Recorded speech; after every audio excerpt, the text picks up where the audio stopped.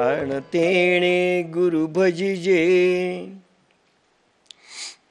जाणतेणे ह्या शब्दावरच आपण काल पूर्ण प्रवचन दिलं आणि त्याचाच पुढे आपण भाग पाहतो आहोत. श्रोता कसा असावा? एखादे सिद्धगुरु मिळाल्यानंतर साधक हा जर श्रोता नाही झाला, गुरु काय देत असतात तोही भाग आपण सांगत चाललेलो आहोत. आणि इतकी महत्त्वाची गोष्ट जर गुरुकडून शिष्याला मिळत असेल तर शिष्याची क्वालिटी, शिष्य कसा असला पाहिजे, त्याची पात्रता कशी असली पाहिजे हे आपण पाहत आहोत. म्हणून काल श्रवण हा भाग आपण पाहतोय. श्रवण कशाला म्हणतात? आणि त्याच्यामध्ये म्हटलं की ज्या वेळेस श्रवणाचे काही भाग सांगितले मी काल, की श्रवणाचं ज्या वेळेस असा अर्थ नाही आहे की श्रोत्यांनी जे सांगितलं ते पूर्णची पूर्ण तुम्ही त्याच वेळेस ॲक्सेप्ट करा किंवा मान्य करा, असं नाही आहे अर्थ. त्याचा अर्थ असा आहे की फक्त पूर्णपणे ऐकून घ्या आणि ऐकून घेण्याकरिता हृदयामध्ये ठसवा. ऐकून घेण्याकरिता काय लागतं? नाहीतर वैज्ञानिक म्हणतात 95% भाग सुटल्या जातो आणि 5% शिल्लक राहतो. एक ना एक वाक्य ठसलं पाहिजे, जशाच्या तसं सांगता आलं पाहिजे आणि लगेच अर्थाकडे जाऊ नका असं म्हटलं. माना डोलवतात काही श्रोते, हां बरोबर आहे, काही श्रोते असं करतात. माना डोलवायच्या नाही, हो म्हणायचं नाही, स्वीकारही करायचं नाही, अस्वीकारही करायचं नाही, फक्त कॉन्सन्ट्रेशन देऊन ऐकायचं, पूर्णपणे ऐकायचं. मध्ये विचारही करायचा नाही, हे आपण पाहिलं. विचार केले की तितकी लिंक तुटते आणि ती लिंक तुटली की मग स्वतःची गॅप फिलिंग, स्वतःचे शब्द तुम्ही भरता, मग अर्थाचे अनर्थ होतात. काल मी उदाहरण दिले की आपल्याच 15 दिवसामध्ये अर्थाचे अनर्थ शब्दांचे कसे केले. आणि म्हणून एका लेखकाचं उदाहरण दिलं, आस्पेन्स्की, की तो नेहमी म्हणायचा की एखादा शिष्य म्हणाला काल सर तुम्ही असे बोलले होते, तो म्हणाला मी असं बोललो होतो असं सांगू नका, मी जे बोललो त्याचा अर्थ तुम्ही असं समजले होते असं म्हणा. आणि हे फार मोठं महत्त्वाचं आहे की जे सांगितलेलं जातं त्या वाक्यासहित श्रोता घेतो असं नाही. मध्ये डिस्टर्ब झालं, इकडे तिकडे पाहिलं, खा झाली, मन चंचल झालं, स्वीकार आणि अस्वीकार करत राहिला तर तेवढा भाग जातो आणि मग स्वतःचं माणूस भरायचा प्रयत्न करतो आणि त्याच्या अर्थाचे अनर्थ होऊ शकतात. आणि अशा अर्थाचे अनर्थ झाले की सिद्धगुरु जरी मिळाले त्यांच्या वाक्याचा प्रभाव तुमच्यावर ते पडणार नाही. हा भाग इथपर्यंत आपण आलो होतो. म्हणून निर्णय एकदम करू नका, स्वीकार आणि अस्वीकार लगेचच करू नका, पूर्णपणे ऐकून घ्या. आणि जर तुम्ही पूर्ण ऐकलं नाही, मध्येच तुम्ही जर मनातल्या मनातच स्वीकार आणि अस्वीकार करायला लागलेत, माना डोलवायला लागलेत किंवा असं काही करायला लागलेत, तर तुम्ही जे त्याचं मूल्यांकन केलंय त्या ऐकण्याचं ते बरोबर होणार नाही. त्याची किंमत काय, त्याची व्हॅल्यू काय? आता पुढचा भाग पाहू. भगवान महावीर आणि भगवान गौतम बुद्ध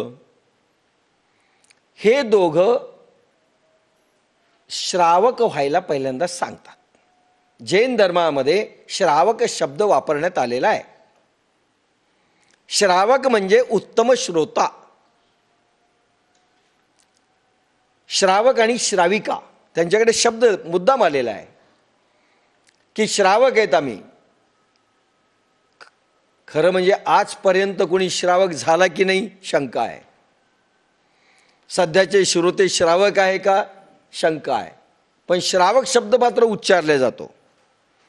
श्रावक आणि श्राविका व्हायला पाहिजेत तर श्रावकाच्या कंडिशन्स काय काय आहेत ते मी सांगत चाललेलो आहे. मार्गदर्शनामध्ये देखील गुरुच्या किंवा मार्गदर्शकाच्या एक एक वाक्य महत्वाचं आहे. इकडे तिकडे जरासा काही जर फरक केला, भाषा सूत्रमय असते, सूत्रमय भाषा आहे. आणि या सूत्रमय आगळपगळ भाषा नसते, त्याची क्रियापद व्यवस्थित वापरलेली असतात. जशाच्या तशी वाक्यरचना लक्षात राहिली पाहिजे आणि ती लिहून घेतली पाहिजे डायरीवर. थोडेही त्याच्यामध्ये चुका किंवा तुमचं स्वतःचं झालं ते तुमचं असेल, तुमचं मग मनन, तुमचं चिंतन, ते सांगणाऱ्याचा तोचा हेतू होता असं काही समजू नका. साधक जे पुढे सरकत नाही त्याचं कारण पूर्णपणे प्रत्येक वाक्य झेलल्या जात नाही, ऐकल्या जात नाही. म्हणून श्रावक आणि श्राविका हे महत्वाचे आहेत. म्हणून जैन धर्मामध्ये किंवा बौद्ध धर्मामध्ये किंवा इकडेही श्रावक झाले आहेत हे बरोबर नाही. एकही श्रावक चालतो. महाराजा जनक ज्यावेळेस अष्टावक्र भागवत कथा सांगत होतेस, त्यावेळेस महाराजा जनक एकच श्रोता होते. आग लागली जनकपुरीला, मायावी आग. आणि महाराजा जनकाला पळत आले लोक, महाराज महाराज आग लागली. स्वतःही ते सांगतायत, गुरु पळा, जा तुम्ही. आग लागली जनकपुरीला, काही त्यांनी लक्ष दिलं नाही. पुन्हा आले, नाही महाराज राजवाड्याला देखील आग लागली. स्वतः गुरुजी म्हणाले तुम्ही जा. ते म्हणाले कोणाचा राजवाडा? अरे ज्याने दिलंय त्याला जाळायचं असेल तर जाळून टाकील, मी चिंता कशाला करू. याला श्रावक म्हणतात. No diversion of mind. आणि म्हणून अनेक वेळेस म्हणते उत्तम श्रोता मिळत नाही.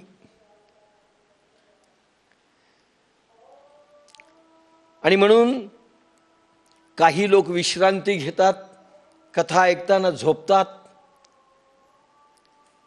फर्स्ट क्लास झोप येते. बिचारे खूप कष्ट करून आलेले असतात आणि झोपायला एकमेव जागा आहे. म्हणून ज्यावेळेस कलियुग लागलं आणि राजा परीक्षिताला म्हटलं आता कलियुग लागलेलं आहे, त्याने सांगितलं सगळ्या लोकांमध्ये लागू देऊ नका, कुठंतरी हे कलियुग इकडे तिकडे जाऊ द्या. तर म्हणले 4 लोकांकडे, जे सोनं जास्त घेतील त्यांच्याकडे कलियुग त्यांच्या छातीवर बसेल. आणि एक सांगितलं कथेमध्ये जे झोपतील त्यांच्या मानगुटीवर एक बसेल. बिलकुल झोप येते, कारण डायव्हर्शन ऑफ माइंड असतं, लक्षच नसतं, किंमतही नसते. एक एक वाक्य झेललेच जात नाही. म्हणून विश्रांती घेतात व काही आपल्या दुसऱ्याच भानगडीत असतात, मनामध्ये दुसऱ्याच भानगडी असतात, इकडे तिकडे पाहत असतात. काही काही श्रोते एक दुसऱ्याकडे पाहत असतात, बाकीचे कसे पाहिले टकटक हे त्यांच्याकडे पाहतात, लक्षच नसतं.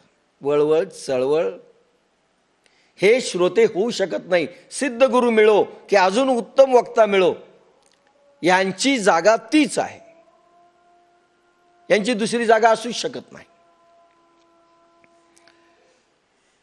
नंतरची पायरी, श्रवणाची पहिली पायरी, श्रवण प्रगाढ असले पाहिजे, गाढ असले पाहिजे. एक एक वाक्य. म्हणून मी कालच उदाहरण दिलं, चंद्रशेखर गाडगिळींनी सांगितलं जशाच्या तसं रिप्रोड्यूस नंतर मी केलं आणि एक आपल्या मार्गदर्शक साधकांनी केलं, बाकीच्यांनी केलं नाही. आणि मला 1 तास बोलत होता, एक एक वाक्य मला सांगा. मग वाक्य तरी तोडून फोडून सांगायचे नाही, अर्थाचे अनर्थ होतील. वाक्य तुटलं आणि तुमचं तुम्ही स्वतःचं काही घातलं की अर्थ बदलले, बिलकुल अर्थ बदलतात. शेखरांची भाषा सूत्रमय, सिद्धगुरु सूत्रमय भाषेत बोलतात. सहज जरी बोललं तरी ती सूत्रमय भाषा समजा. सहज बोलणे हाची उपदेश. सूत्रमय भाषा. गण प्रगाढ असले पाहिजे. प्रत्येक वाक्य म्हणजे महत्वपूर्ण आहे असं वाचलं पाहिजे. 3 वाक्य जरी तुमचे तुटले ऐकण्यामध्ये, संदर्भ बदलतो, अर्थ तुमच्या मनातले लागतील, ते तसेच बोललेले असतील असं नाही. जाणतेने गुरु भजिजे, आपण फक्त त्याच्यावर बोल राहिलो. महावाक्य ऐकताना जीव ब्रह्माचे एकत्व मिलन, एक रूप मिलन अनुसंधानात झाले पाहिजे. प्राण मन बुद्धीने अहंकार सद्गुरूच्या शक्तीने आणि तुमच्या साधनेच्या जोरावर ते ज्यावेळेस बुद्धी केंद्रामध्ये जाऊन, आत्म्यामध्ये जाऊन हा सगळा प्रवाह एकरूप होईल, तो एकरूप झालेला प्रवाह पुन्हा खाली येऊ नये, बहिर्मुख होऊ नये म्हणून अनुसंधान जरुरी आहे. हे सगळं सविकल्प समाधी नंतर जास्त याचा अनुभव येतो. सद्गुरू ब्रह्मसाक्षात्कार करताना महावाक्यांचा उपदेश करतात. लक्षात घ्या, ते वाक्य कसे असतात. त्यावेळेस सद्गुरू देखील समाधीतून बोलत असतात. संपूर्ण शक्ती एकवटलेली असते आणि साधक जर झोपलेला असेल, साधक रिसिव्ह कॅपॅसिटीमध्ये नसेल, त्याची श्रद्धा आणि विश्वास कमी पडला, खलास. असं म्हणतात भगवान शंभू पार्वतीला उपदेश करीत होते. एक ब्रह्मसाक्षात्कार करायचा होता पार्वतीला असं समजा.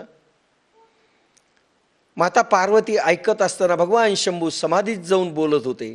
एक एक वाक्य तेजोमय निघत होतं. बॉम्बपेक्षाही प्रस्फुटित असतं तसं वाक्य. आणि ज्यावेळेस असे वाक्य निघत होते, माता झोपली. बाया शक्यतो झोपतात. पिक पॉइंट आला की कसं झोप लागते देव जाणे. आणि मच्छगर्भामध्ये मच्छिंद्रनाथांनी ते ऐकलं. हुंकार देत होते मच्छिंद्रनाथ. आणि भगवान शंभूंनी डोळे उघडले तर ह्या झोपलेल्या आहेत गाढ.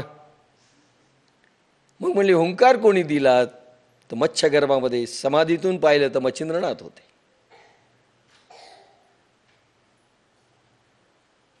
असा हुंकार दिला गेला. झोपलं की गेलं. किंवा तुमची शक्ती एक लाईटचा बल्ब आहे, इकडे 1000 पॉवर आहे आणि तुमची 0 पॉवरची श्रद्धा असेल तरी ते श्रोते नाहीत तुम्ही. का तुम्ही 0 पॉवर लावलेला आहे आणि त्या गोष्टी करता, साक्षात्काराकरता 1000 पॉवर पाहिजे आणि तुम्ही मात्र श्रद्धेचा 0 पॉवर घेऊन गेलेला आहात. उपयोग काही होणार नाही. ऐकाल तुम्ही, पण तुमचं पॉवर 0 असल्यामुळे तुम्हाला तेवढंच मिळणार आहे. अधिकार तैसा करूप देश, साहे ओझे जास तेच देऊ. तुकाराम म्हणतात अधिकार तैसा करूप देश, साहे ओझे जास तेच देऊ. ज्याला जेवढं पेलेल ना तेवढं देऊन, आणि तुमचा अधिकार दाखवा, तुमची पात्रता दाखवा, तुमची रिसेप्टिव्हिटी दाखवा, तेवढाच भाग मी देईल, बाकी नाही. म्हणून अनुसंधान इतकं झालं पाहिजे. अनुसंधान कशाला म्हणतात? अखंडितपणे श्वासावरती ध्यान म्हणजे अनुसंधान. अनुसंधानाचा अर्थ जगात फार वेगळा केला जातो. आज नाही सांगणार, ज्या वेळेस जसा प्रसंग येईल तसं सांगेल. श्वासावरती लक्ष देणे अखंडित पाहिजे. तुकारामही म्हणतात व्यवहाराची सरळी मात अखंडित अनुसंधान. अखंडित शब्द आहे, खंडित अनुसंधान नाही. आणि अखंडित अनुसंधानाकरिता भगवंताची स्मृती, भगवंताचं स्मरण अखंडित असलं पाहिजे. आणि तुमचं श्रोते पण पहिल्यांदा अखंडित पाहिजे, तर भगवंताचं स्मरण अखंडित राहील आणि मगच तुम्हाला अनुसंधान राहील. नाही तर प्रयोग दिल्यानंतर अनेक साधक काय करतात? आम्हाला लक्षात राहत नाही. कोणी म्हणतो थोडं थोडं राहतं, कधी कधी राहतं. तुम्ही श्रोते नाहीत. काही दिलं त्याचं वाटोळं होणार, त्याचं वाटोळं होणार. नंतरचा पॉइंट, गुरुने महावाक्याचा बोध केला, त्यालाच तुम्ही धरून बसले. धरा, हरकत नाही, बरोबर आहे. शास्त्र संपलं मात्र नंतर. शास्त्रामध्ये काय सांगितलं, गुरूंचं महावाक्य एकदा आले किंवा गुरु जे बोलतील ते तुमचं शास्त्र असलं पाहिजे. जाणतेणे गुरु भजिजे. शास्त्रात काय लिहिलं हे जर तुम्ही पाहत बसले, बॅकला गेले तर तुम्ही गेले. सांगितलं ते पूर्ण झालं पाहिजे. श्रवण मनन निधिध्यासन समाधीमध्ये उतरले की मुक्ती. गुरुचा एकदा महाबोध झाला, साधुबोध झाला, नुरोनिया ठेला, ठाईच मुरला अनुभवे. कापुराच्या वाती उजळल्या ज्योती, ठाईच समाप्ती झाली जैसी. हरिपाठामध्ये ज्ञानेश्वर म्हणतात, साधुबोध झाला, नुरोनिया ठेला, ठाईच मुरला अनुभवे. कापुराच्या वाती उजळल्या ज्योती, ठाईच समाप्ती झाली जैसी.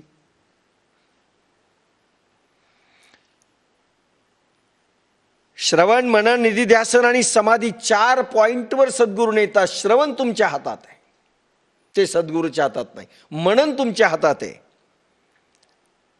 आणि निधिध्यासनही जवळपास, निधिध्यासनाचा काही भाग आणि समाधीचा काही भाग फक्त गुरुच्या हातात आहे. तुमचा पार्ट पूर्ण झाला पाहिजे.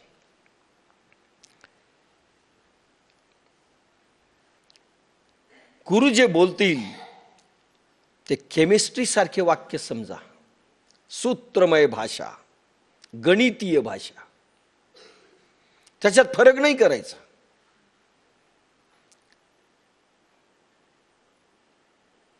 परमात्मा व तुम्ही एक आहात. सूत्रमय भाषा पाहिजे. गुरुची सूत्रमय भाषा असते. बाप्पासाहेब माझे गुरु, परमपूजनीय आपले ऋषी पाठक बाप्पासाहेब ज्यावेळेस इंदोरच्या मोदीजी महाराजांकडे काशीमध्ये राहिले बाप्पासाहेब साधना करण्याकरिता 6 महिने, आणि मोदीजी महाराज त्यांना तिथे भेटत असत. आणि बाप्पासाहेब ऐकत नसत काही गोष्टी. ते सहज बोलले, अरे बाबा, ज्या शास्त्रामधनं, ज्या नामजपामधनं, ज्या प्रयोगांमधून, थोडं मागे बसा, ज्या प्रयोगांमधून तुम्ही इथपर्यंत आलेला आहात, आता पुढच्या वर्गात जायचं का तिथेच राहायचं? ऐकले नाही. त्यांनी सांगितलं, देवपूजा करू नका. इनडायरेक्टली वैश्यदेव नैवेद्य बाप्पासाहेब सगळं करत असत. काहीही करू नका, पोथ्या वाचू नका, आता पुढचं साधन करा. हे आपले गपचूप करायचे, त्यांना समजायचं. शेवटी दुसऱ्या वेळेस 2दा 3दा सांगत असतात. दुसऱ्या वेळेस मोदीजी महाराजांचं इंदोरहून पत्र आलं बाप्पासाहेबांना की सकाळी उठा, डोळे उघडल्याबरोबर एक यज्ञ पुरुषाचं तुम्हाला दर्शन होईल. त्यांनी डोळे उघडले, त्याच्याबरोबर एक यज्ञ पुरुष खिडकीतून प्रगट झाला आणि 3 वाक्य बोलला हिंदीमध्ये. आकाश में गमन करने वाले सिद्ध पुरुषों का कहना माना करो. आकाश में गमन करने वाले सिद्ध पुरुषों का कहना माना करो. आकाश में गमन करने वाले सिद्ध पुरुषों का कहना माना करो, असं म्हणलं आणि तो गुप्त झाला. यांना अर्थच समजला नाही. पुन्हा हे आपले, आणि कशा करता तो बोलला हेही समजलं नाही. फार अवघड आहे. मनन पाहिजे. पुढे मनन हा भाग येईल. श्रवण झालंय, कशा करता बोललं, रेफरन्स टू कॉन्टेक्स्ट काय आहे, अर्थ काय आहेत. त्यानंतर मात्र बाप्पासाहेब पुन्हा आपलं तेच करत होते, बेकंबियाचा धडा गिरवत होते. मॅट्रिकमध्ये गेल्यानंतर 8वीचं पुस्तक जसं निकामी होतं आणि पुन्हा तुम्ही 8वीत जर गेले तर 10वीचा शिक्षक म्हणेल 8वी सोड. तशातला हा प्रकार आहे. वरच्या वर्गात गेल्यानंतर खालचे पुस्तकं निकामी होतात. परंतु शेवटी बाप्पासाहेब ऐकले नाही म्हणून एकदा मोदीजी महाराजांनी पत्र पाठवलं, सकाळी उठल्याबरोबर घोकलेलं शिकलेलं सगळं विसरून जाशील. खटकन म्हणले, एकही मंत्र आठवत नव्हता सकाळी.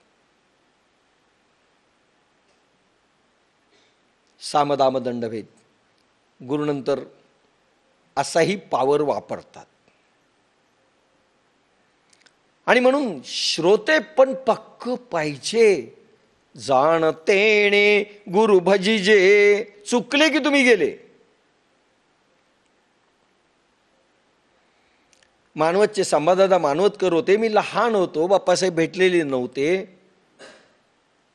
योगानंद महाराजांचे ते शिष्य होते. 12 वर्षपर्यंत त्यांच्याकडे वेदाध्ययन केलं. काही हठयोगाची थोडी बहुत साधना केली. गायत्रीचा जप त्यांचा चालायचा. 12 पुरस्चरण झाले होते मोठे. 24 लाखाचं एक पुरस्चरण, असे 12 पुरस्चरण. 24 लाख गुणिले 12, अखंड त्यांचं हवन करून पुरस्चरण असायचं.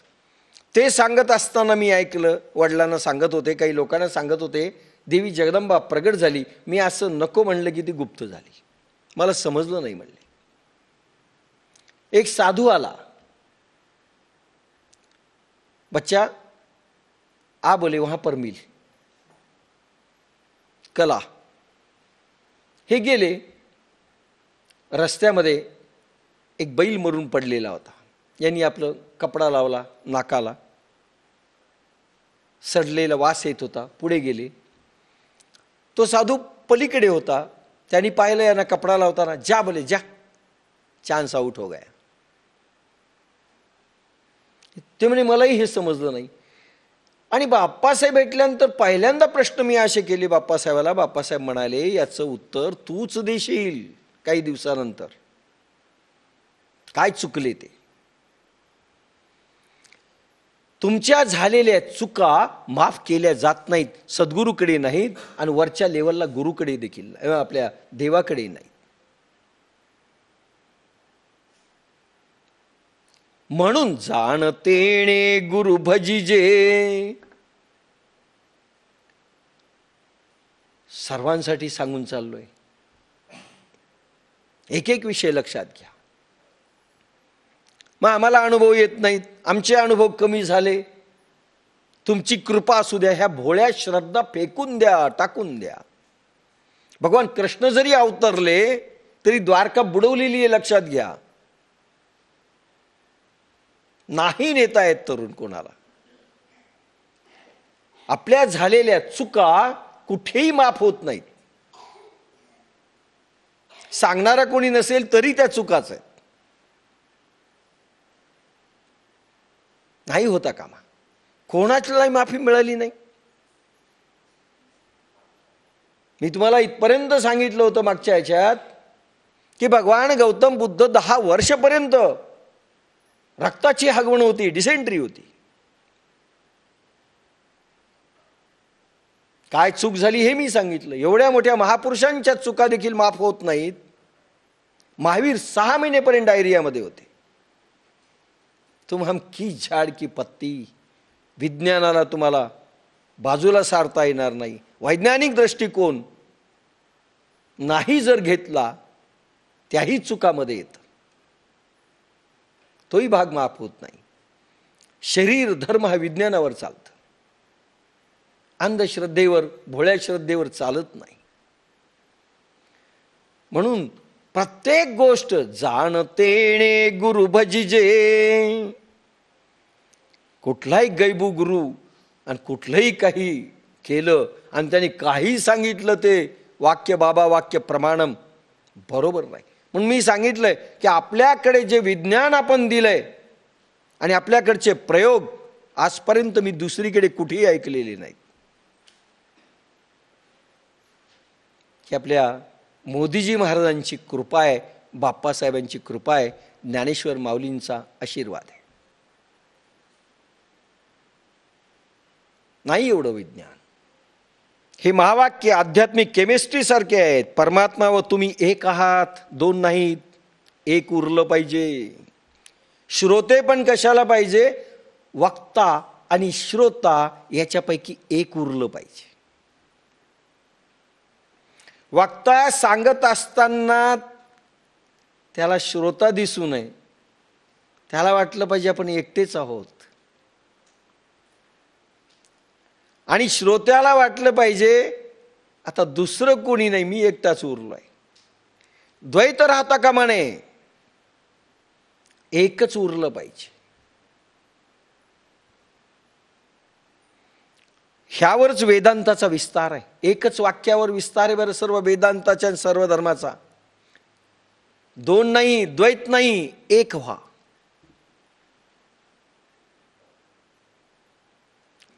एक उरावा. जैन धर्माचं सार एक उरावा. भगवान तरी उरावा, नाही तर भक्त तरी उरावा. बौद्ध धर्माचं सार एकच उरावा.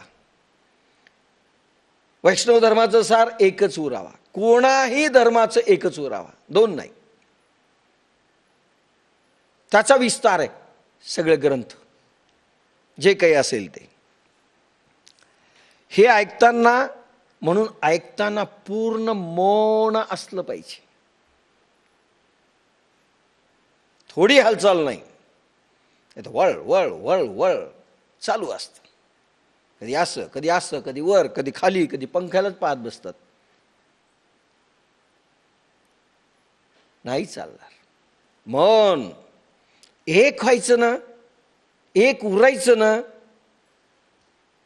म्हणून तुम्ही आतल्या आत जरी बडबड करीत असाल, विचार करत असाल, तर दोन झालात तुम्ही. ऐकणारा एक, बडबड करणारा एक, झाला का नाही? दोन. मन एक उरला पाहिजे. म्हणून तुमच्या सगळ्या गोष्टी मौन असलं पाहिजे, मनाने मौन असलं पाहिजे. इतकी रिसिप्टिव्हिटी कॅपॅसिटी पाहिजे. काही डसलं ना तरी कळालं न पाहिजे.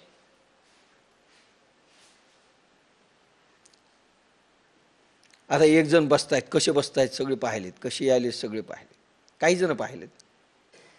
मौन नाहीत तुम्ही. मौन. पापणं देखील इकडे तिकडे हल्ली. काही जण मग मुंडकं नाही हलवायचं, मग असं पाहायचं.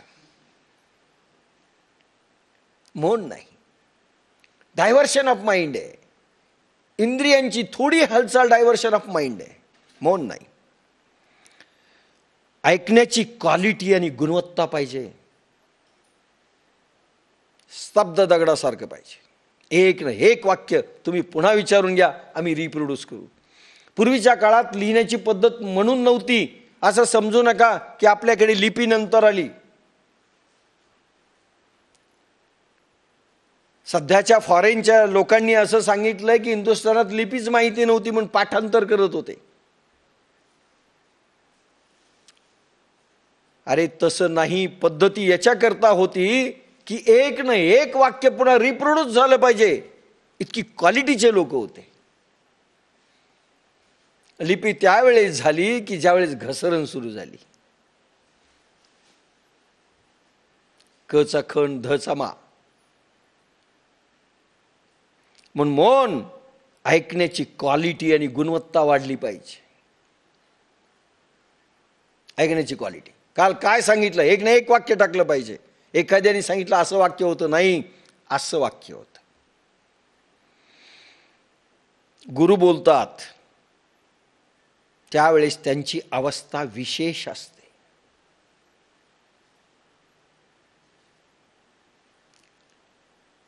लक्षात घ्या, ज्यावेळेस ते बोलतात, ज्यावेळेस मार्गदर्शन देतात किंवा व्यासपीठावर बोलतात, त्यावेळेस ते विशिष्ट स्टेट ऑफ माइंड असतं. विशेष स्थिती असते. बुद्धी केंद्र, प्रज्ञा सुरू केलेली असते. आणि प्रज्ञेमधनं ते वाक्य प्रसवतात, एक स्फुल्लिंग घेऊन उठतात.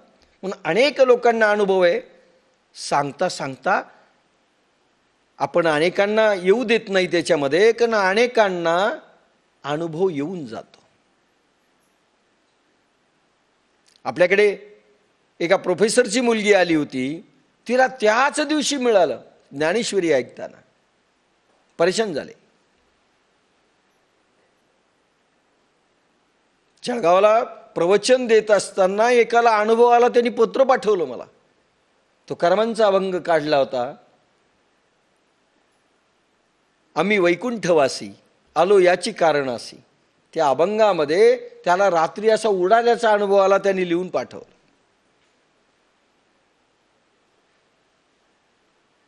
का शब्द हे शब्द नसतात, ते शब्द ब्रह्मवाक्य झालेलं असतं. साधकांच्या आत्मशक्तीवर ते प्रभाव करतात आणि देवात्मशक्ती एखाद्या वेळेस जागी करतात. त्याची जर क्वालिटी चांगली असेल ना, ऐकण्याची खटकन अनुभव देऊन जाते. कॅसेटमध्ये हा प्रभाव व्हायला आहे.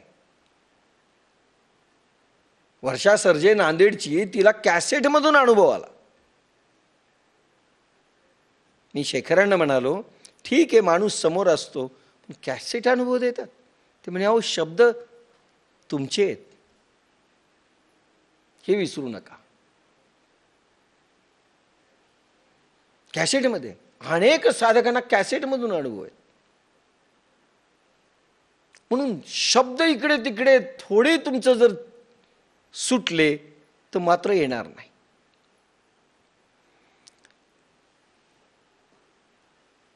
गुरु बोलतात ती विशेष अवस्था असते, वेळ असते, विशिष्ट टाईमला बोलतात. तुम्हाला मार्गदर्शनाला टाईम दिला जातो. कुठेही रस्त्यात भेटलं की मार्गदर्शन नसतं, कारण त्या स्टेट ऑफ माइंडमध्ये मार्गदर्शक नसतो आणि समोरचा साधकही नसतो. काय बोलणार? स्टेट ऑफ माइंड लागतं, त्याने टाईम दिलेला पाहिजे, वेळ असते, प्रसंग असतो. साधना मी कधी देत नाही. केव्हा देतो आपण? गुरुपौर्णिमा, मोदीजी महाराज पुण्यतिथी, नवरात्र, ठराविक वेळेस, केव्हाही नाही, केव्हाही नाही. विशिष्ट दिवस, विशिष्ट प्रसंग असतो, त्याच वेळेस ते बोल साधकाच्या प्राणामध्ये घुसतात, आत्मशक्तीवर ते प्रभाव करतात. बीज टाकण्याची एखादीच वेळ येत असते, ती ओळखली पाहिजे. आणि त्यासाठी तुमची भूमी तयार पाहिजे, मनोभूमी आणि बुद्धी तयार पाहिजे. केव्हा बीज पडेल शब्दांचं सांगता येत नाही. आणि ते शस्त्र कधी होतील किंवा बीज कधी होईल आणि तुमच्यामध्ये टाकल्या जाईल सांगता येत नाही. श्रवण मात्र परफेक्ट पाहिजे, श्रद्धेचं पाहिजे. मंत्र पूर्वी कानात द्यायचे, त्यांचं संपूर्ण व्यक्तिमत्व तयार असत त्यावेळेस ती अनुभूती येते. कानात द्यायचे, पण मंत्रांचा अनुभव कधी कोणाला आला का हो? अनेक गुरुकडून तुम्ही मंत्र घेतले, अनुभव आला? आणि अनुभव आला नसेल तर तो शास्त्र गुरु होतो, मंत्र गुरु होतो, सद्गुरू होऊ शकत नाही.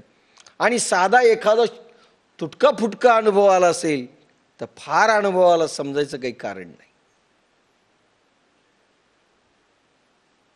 फार अनुभवाला समजायचं कारण नाही. आम्ही तर कुठलेच मंत्र देत नाहीत. मंत्र न देता साधे शब्दही परिणाम करून जातात. आणि अनेक ठिकाणी लोक जातात, त्यांचे मंत्र घेतात. अनुभव काय? अनुभव घेण्यापूर्वी आणि त्यांनी कानात मंत्र टाकल्यानंतर हे सारखेच, काही फरक नाही.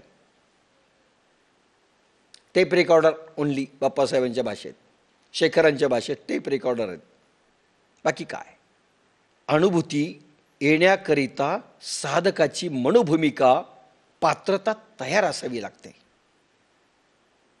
श्रवण तयार असावं लागतं. जाणतेणे गुरु भजिजे, नाही तर काही उपयोग होत नाही. एकदा आपल्या एका डॉक्टरनी फार सुरुवात ज्ञानेश्वरीची झाली होती, त्यावेळी चंद्रशेखर गाडगीळ आपले बॉस परभणीला आले होते. त्यांना मी म्हणालो, शेखर आलेले आहेत, ते पळत आले.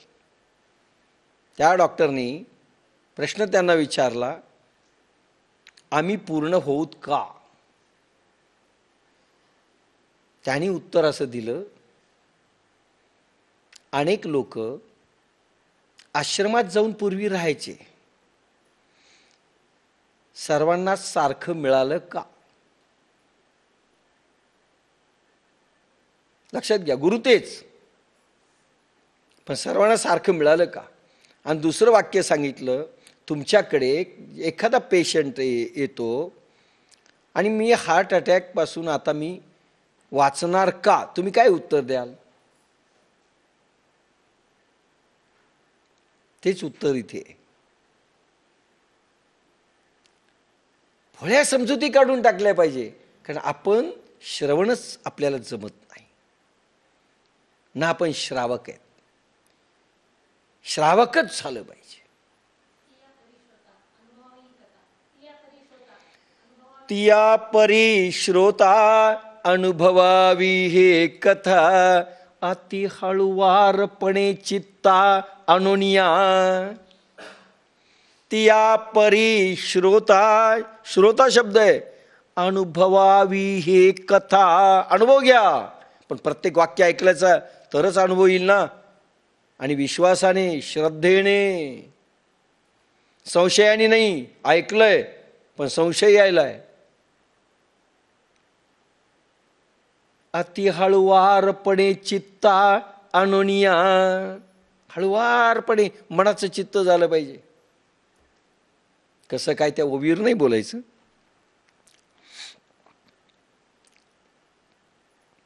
आता न जाणे किती कान फुके गुरु मंत्र देतात, ऐकणारा पूर्ण शांतीमध्ये, पण ऐकणाऱ्याची खरं सांगू का, जिज्ञासा पाहिजे. पूर्ण शांत असला पाहिजे तो, आणि त्याला तहान असली पाहिजे. लक्षात घ्या, तुम्ही केव्हा खरी श्रोते व्हाल? पूर्ण तहान पाहिजे ऐकण्याची, पूर्ण शांत मन पाहिजे, आणि काय पाहिजे पुन्हा? जिज्ञासा पाहिजे. काय सांगतात? पुन्हा मला हे मिळणार नाही भांडार. कोणाला वाटतं आम्ही कॅसेट ऐकू? किती जणांनी कॅसेट ऐकले सांगा? किती जणांनी पुन्हा कॅसेट ऐकले? आम्ही गेले की नाही, आम्ही पुन्हा कॅसेट ऐकत. आणि बरं किती लक्षात राहिलं? काही नाही, बर्बाद होईल आयुष्य. काही होत नाही आपल्याला बाकीचं. काही म्हणतात आम्हाला वेळ नव्हता. अरे एखाद्या वेळेस काय निघून जातं सांगता येत नाही. समग्र ऐकलं पाहिजे, एक न एक शब्द ऐकला पाहिजे, एक न एक भाव ऐकले पाहिजे. माऊलीनी ज्ञानेश्वरीची मी सुरुवात जी केली, भावार्थ दीपिका नाम आहे. भाव अर्थ दीपिका. भगवान कृष्ण आणि अर्जुन यांना अनुभव दिल्यानंतर दोघांच्याही चेहऱ्यामध्ये अंतर्भाव बहिर्भाव भावांकन काय झालं, त्या ते एक्झॅक्ट टिपलं माऊलीनी, आणि त्याचं शब्दांकन केलं, ते म्हणजे ज्ञानेश्वरी. केवळ अनुभव नाही आहेत, मनात काय भाव उसळले, लहरी काय उसळल्या, किती असलं पाहिजे. भाव कसे आहेत? बाप्पासाहेब किंवा एक शब्द आम्हाला बोलायचे, एखादी गोष्ट करायला सांगायचे, डायरेक्ट नाही अशी, जसं मी बोलतोय तसं कधीच सांगत नसत. आणि एक दिवस संपला की दुसऱ्या दिवशी उलट सांगायचे. आम्ही कन्फ्यूज व्हायचो. म्हणजे बाप्पासाहेब, तुम्ही आम्हाला करायला सांगितलं असं वाटतं पहिल्या दिवशी, आणि आज तुम्ही आम्हाला नाही करायला सांगितलं असं वाटतं. आम्ही काय करावं? म्हणले त्याच्यासाठी अक्कल पाहिजे.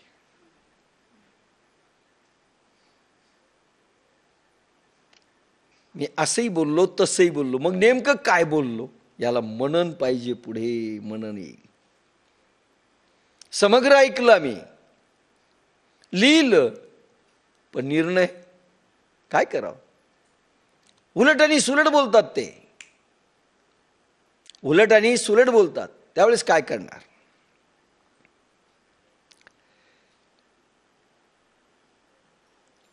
समग्र ऐका, मौन होऊन ऐका, शून्य व्हा ऐकताना. ऐकणारा वाचू नये, तुम्ही वाचूच नका, तुम्ही आहात हे विसरून जा. वळवळ जरी तुम्ही केली तर समजायचं तुम्ही आहात, जिवंत आहेत. वळवळ देखील नाही, हलणं नाही, डोलणं नाही. तुम्ही बुद्धांच्या आणि महावीरांच्या जैन धर्मातल्या मूर्त्या पहा, दगड होते का होते? तीर्थंकर. महावीर म्हणजे दगड, ऋषभदेव म्हणजे मोठा दगड, दगडच दाखवलेत. पण किती मौन, किती शांत. असं झालं पाहिजे. ज्यावेळी शेखरनी आणि मी पुण्यतिथीनिमित्त 1-1.5 वर्षाखाली जो अनुभव घेतला, मी स्वतः दगडासारखा झालो. म्हणून शेखर हातही उचलत नाही. मी असं हालून पाहिलं, इतका घाबरलो. म्हणलं आता उठायचं तरी कसं? फक्त बोलता येत होतं, हात हालत नव्हता. म्हणलं महावीर बुद्ध हे दगडासारखे झाले, ती हीच अवस्था नसेल? हात उचलायला गेलं तर उचलत नव्हता, ताठ. ते म्हणाले साधक वाट पाहत असतील, आता आपण संपूत. किती वेळ झाला असेल? म्हणलं 10 मिनिटं. म्हणजे 2.5 तास झाला आपण बसलोय. वाटलं 10 मिनिटाचं. भोगणारा स्वतःला विसरून गेला. ऐकताना स्वतः विसरून गेलं पाहिजे. स्वतःचं काही अस्तित्व आहे, स्वतःला काही इंद्रिय आहेत. मौन, शांतता आणि ऐकणारा वाचू नये. शब्दांची एक शक्ती असते, अनुभवामध्ये येणारा एक रसस्त्राव असतो. आत्म्यापासून उठलेल्या त्या लहरी असतात, त्या झेलल्या पाहिजेत. जाणतेणे गुरु भजिजे, कारण गुरु देखील त्या स्टेट ऑफ माइंड मधून बोलतो. आणि ऐकणारा त्या क्वालिटीचा असेल तर इमिजिएट अनुभव. हेच घडलं अर्जुनाचं आणि भगवान कृष्णाचं. आणि या ठिकाणी अशी श्रोत्याची पात्रता पाहिजे. सांगताना भगवान ज्ञानेश्वरी सांगतात, जे अर्जुनाची पाती परिसन्या योग्य होती. जे अर्जुनाची पाती परिसन्या योग्य होती. अर्जुनासारखा श्रावक पाहिजे, श्रोता पाहिजे, पात्र पाहिजे. तेव्हा ज्ञानेश्वरी आणि भगवद्गीतेचं उड्डाण सुरू होतं. आत्मलहरी असतात. नाही तर खडकर, बाप्पासाहेब नेहमी म्हणायचे, अरे खडकावर बी पेरता येत नाही, ते उगवणार नाही. आम्ही जरी टाकलं, तुम्ही जर खडक होऊन बसलात तर उगवणार नाही. भोळ्या श्रद्धा आहे, तुम्ही फक्त आशीर्वाद द्या. काही लोक काही महाराजाकडे जातात, तो आशीर्वाद देत नसतो, त्याचाच हात धरतात, स्वतःच्या डोक्यावर ठेवतात, जा म्हणतात आता कुठेही त्या महाराजाला.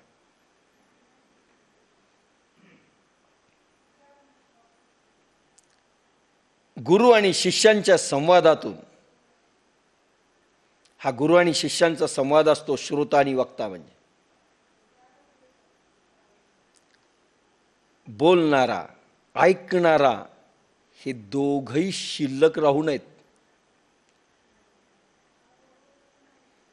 पुढचे तर भाव वेगळे आहेत. शब्दे विण संवादिजे इंद्रियानेणता भोगिजे. पुढचा संवाद तर अतिशय मौन आहे. पण सुरुवातीला श्रोता व्हावं लागतं.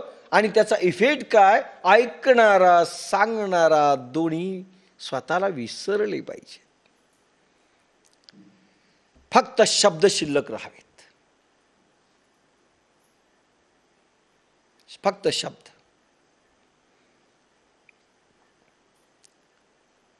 शिष्याने केव्हा मिळेल हे विचारू नये,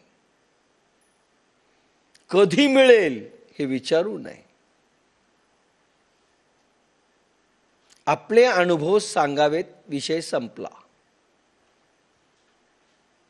आम्हाला पुढचं काय, अनेक साधक आजकाल विचारायला लागलेत. पुढे एक साधक म्हणाले, पूर्वीसारखे अनुभव येत नाही. म्हणलं येत नसतील, भगवंताची पावर कमी झाली असेल. नाही तसं नाही झालं म्हणले, पण जरा पहिले फार येत होते. म्हणजे येत असतील. आता भगवंताला अनुभव द्यायचे नाहीत असं ठरवा. तुम्हाला अनुभव द्यायचे नाहीत, दिले ही चूक केलं असं समजा भगवंताला वाटलं. आता याला काही दिवस द्यायचे नाही. तुम्ही साधना करणार की नाही? साधनेवर इच्छा नाही आहे, फळावर इच्छा आहे. साधनेवर प्रेम नाही, फळावर प्रेम आहे. फळ पाहिजे डायरेक्ट. मेडिकलची डिग्री हवी आहे, अभ्यास नको आहे. आणि लगेच पाहिजे. आम्हाला अनुभव येत नाही, नाही येणार.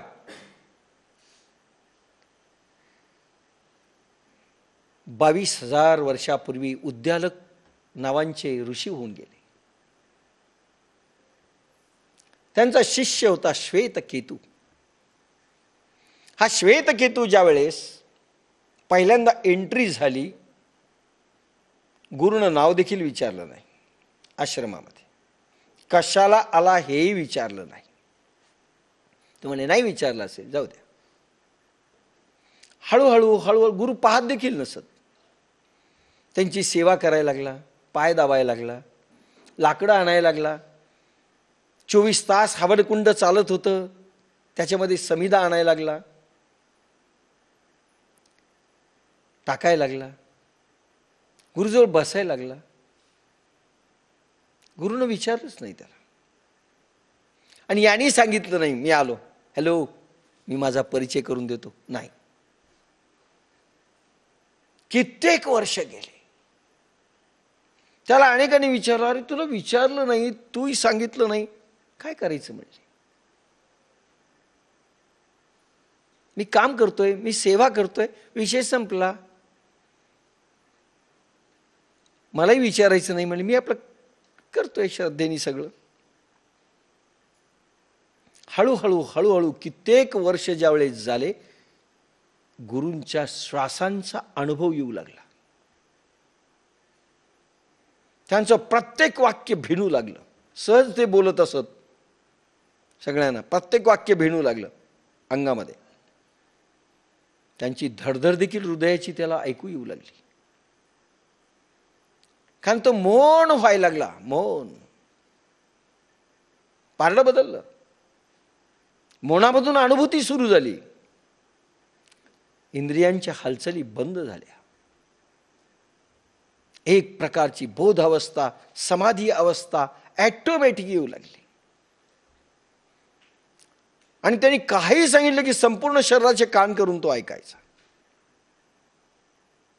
बस काम झालं. ही परीक्षाही होती.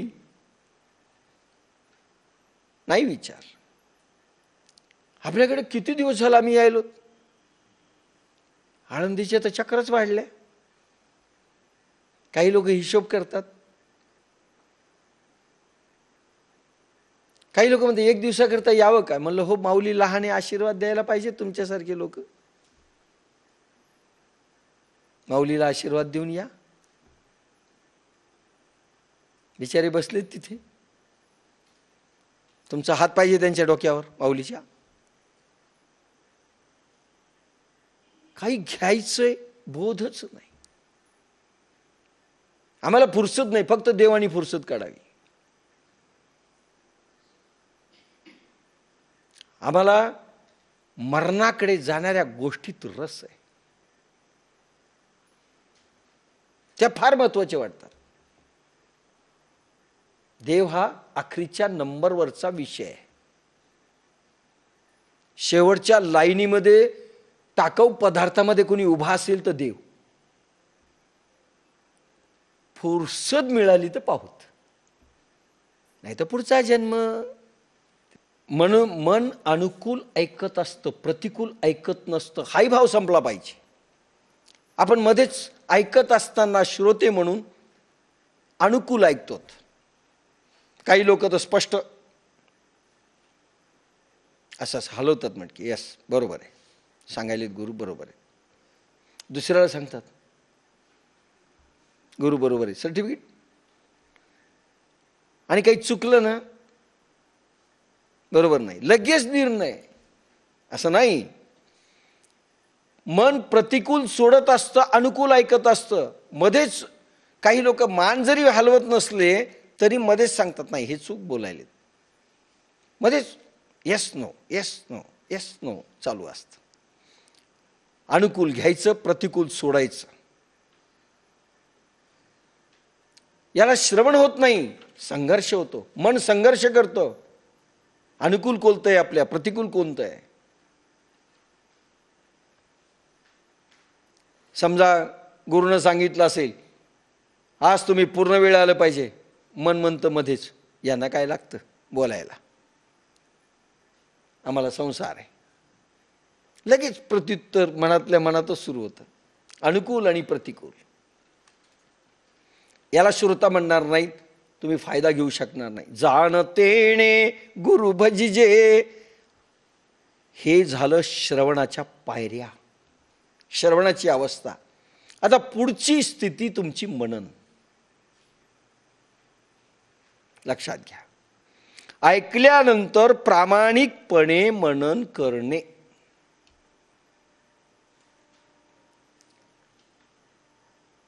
आपण काय करतो माहितीये का, समजा तुम्ही पूर्ण ऐकलं मनन करायला लागलं तर मतलबापुरतं घेतो, मतलबापुरतं.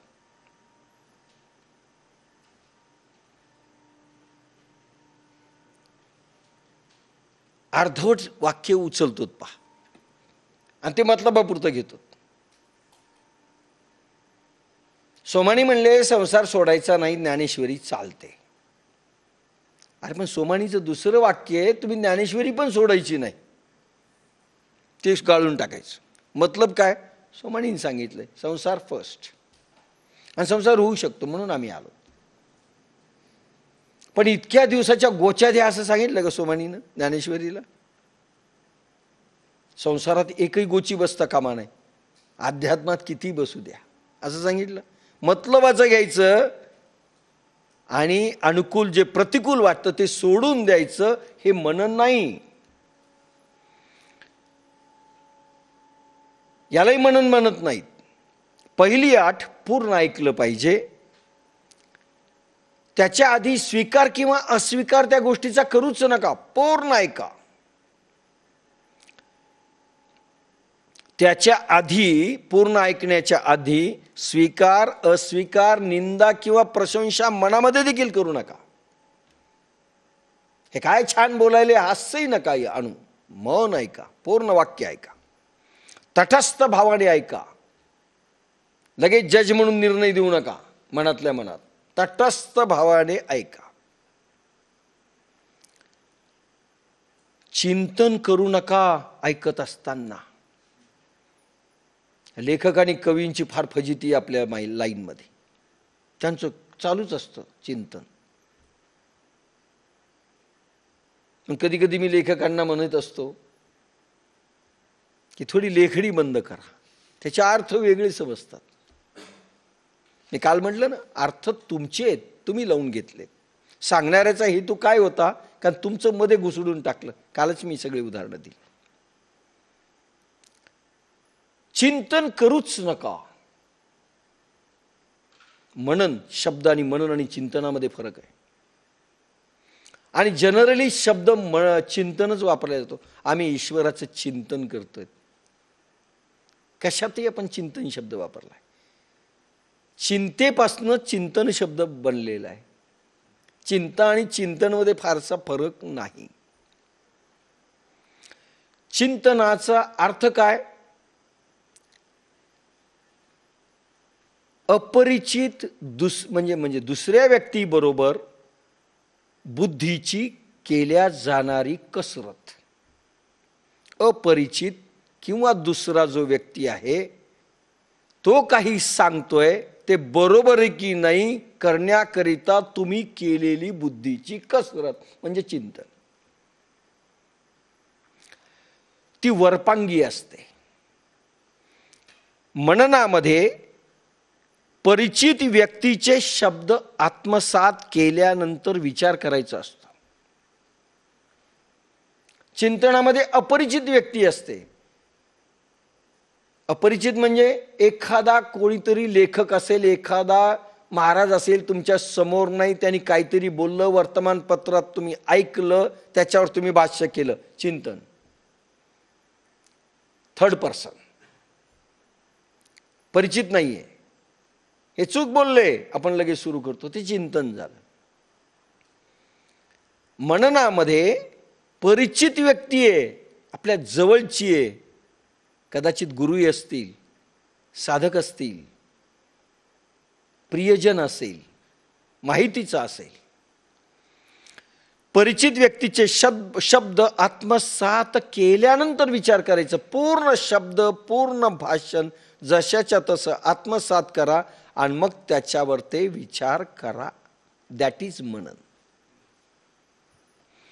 चिंतनात संघर्ष आहे. तुमचे विचार आणि त्याचे विचार याचे वादविवाद स्पर्धा आहे. कुलकर्णीबाईंनी आपल्या पुस्तकात हे लिहिलं, हे बरोबर नाही, त्यांचं चिंतन कमी पडलं.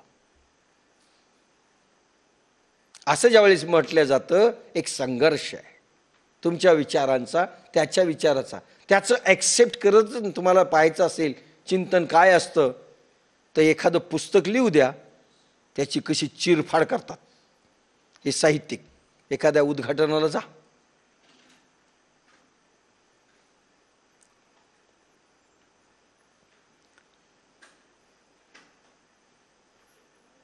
एखाद्या उद्घाटनाला गेल्यानंतर ती जी चिरफाड होते ती वेगळीच असते.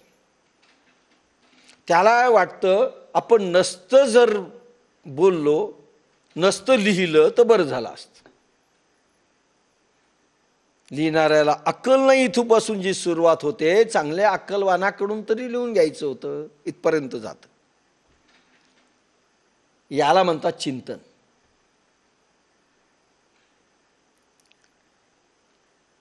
चिंतन म्हणजे एक प्रकारचं भांडण, स्पर्धा, संघर्ष. एखाद्या वेळेस तुम्ही वादिवाद स्पर्धेमध्ये हारलात तर हार मानून घेत नाही तो, मनातल्या मनात गपचूप बसतो. आज मी कमी पडलो, याला हरवण्यामध्ये माझा तर्क कमी पडला, माझे विचार कमी पडले असतील, पण तो हार मानून नाही घेत. आणि कुठलाही पुस्तक लिहिणारा देखील साहित्यिक हार मानून घेत नाही. ठीक आहे, यांच्यासमोर बोलता नाही आलं, पण असं नसतं बोलायचं. चिंतनामधले दोन्ही व्यक्ती हार मानून घेत नाहीत. हारलेला तो म्हणतो ठीक आहे, कमी पडला असेल पण माझं खरं आहे. मननामध्ये तसं नाही. चिंतन म्हणजे भांडण, जिंकले नाही म्हणून हार मानणे. याच्यामध्ये मात्र पूर्ण स्वीकार. येस, 100% करेक्ट आहे. स्वतःची काही मतच नाहीत. नंतर तपासायचे, बरोबर आहे, चूक आहे, नाही तर बाबा काही चूक आहे, काही बरोबर आहे, पण निर्णय नंतर. सगळं स्वीकार करा असं नाही. हा गुरुचा असेल तर स्वीकार करा, पण गुरुने काही उलट सांगितलं तरी एखाद्या वेळेस स्वीकार नाही करायचा, नका करू.